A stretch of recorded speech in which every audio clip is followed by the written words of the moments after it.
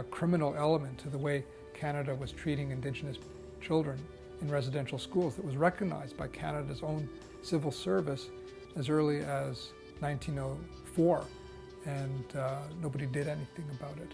And that wasn't even the worst thing that happened in the residential schools. There were actually nutrition experiments that were conducted on these children in the 1940s and 1950s.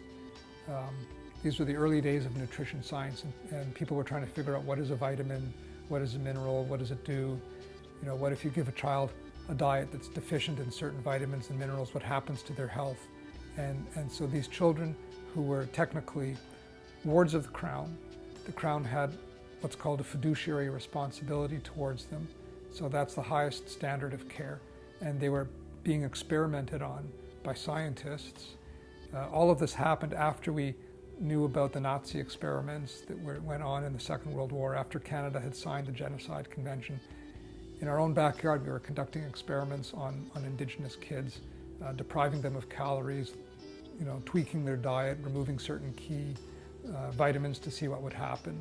And it was done without their knowledge, without their parents' knowledge or consent. And this really has created a multi-generational problem with eating disorders and nutrition within Indigenous communities. And we know now, we have the science that understands, you know, that's called the science of epigenetics, how these traumas are inherited from one generation to the next and passed on. And if you look at First Nations kids today whose grandparents were in residential schools, the rate of type 2 diabetes. Type 2 diabetes is normally a disease of adults who are obese. And the rate of type 2 diabetes in First Nations children today whose grandparents were in residential schools, it's sky high. And it's because of these periods of chronic undernutrition and malnutrition in the residential school setting.